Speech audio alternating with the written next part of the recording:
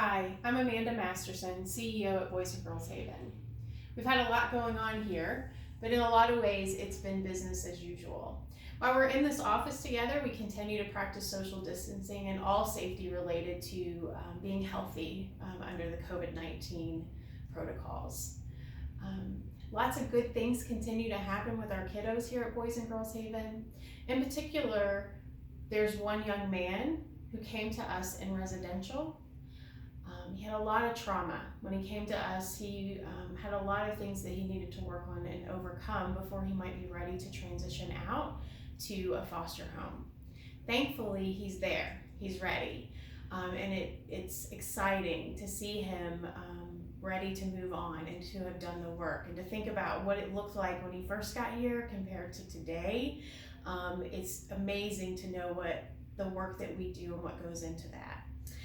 With his transition out of our residential treatment program and into our therapeutic foster care, things look a little different under COVID-19. We're required, usually we do some visits to make sure that the kiddo is suited with the family member, but we're having to be more creative and do that in a more virtual fashion than we would under normal circumstances. Today, Terry Phillips, the manager of our independent living and therapeutic foster home programs, is here to kind of talk about what types of things they've had to adapt to change related to COVID-19. Thanks, Amanda. So obviously the biggest challenge that we're facing currently is social distancing. With the young man you were just talking about, we would be able to do transitions. He would be able to go into the home and actually visit and see real life, what it would be like in that home.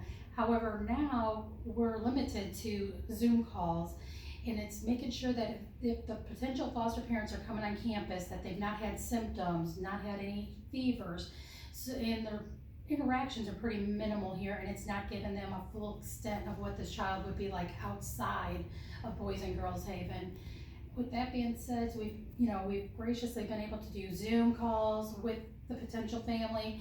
They have had an in-person visit, but practicing social distancing, they weren't able to kind of get the full connection that you would if COVID wasn't presenting herself. So, but in all honesty, all of our programs are kind of suffering because of our social distancing. Some of the things that we normally would do face-to-face on a daily basis, whether it be some of our kids in foster homes have weekly visits with their biological families, whether it's be their moms, their dads, their siblings, their grandparents. Now they're not able to see those family members in this time when we should be bringing our family closer. We're resorted to using Zoom, and they're losing that connection. Case management and therapy, we're having to figure out, navigate telehealth, whereas normally we're going to be in the house able to assess the families if they're in crisis, if there's any increased anxiety, but we're unable to do that. So the social distancing and COVID is definitely affecting everyday work with us. Terry, thanks. What are some things that people could do to help? Honestly, if you've ever thought about becoming a foster parent, now is definitely the time. Usually what I've heard from people in the past is, I don't have time, the classes are not offered at a good time for me. Now is the best because you've got open availability if you're home or working from home, and we're able to come in and do all of this through Zoom or any other telehealth platform. We're able to give you the care and the information that you need to be a successful foster parent. Now, telehealth, where it never has been offered before.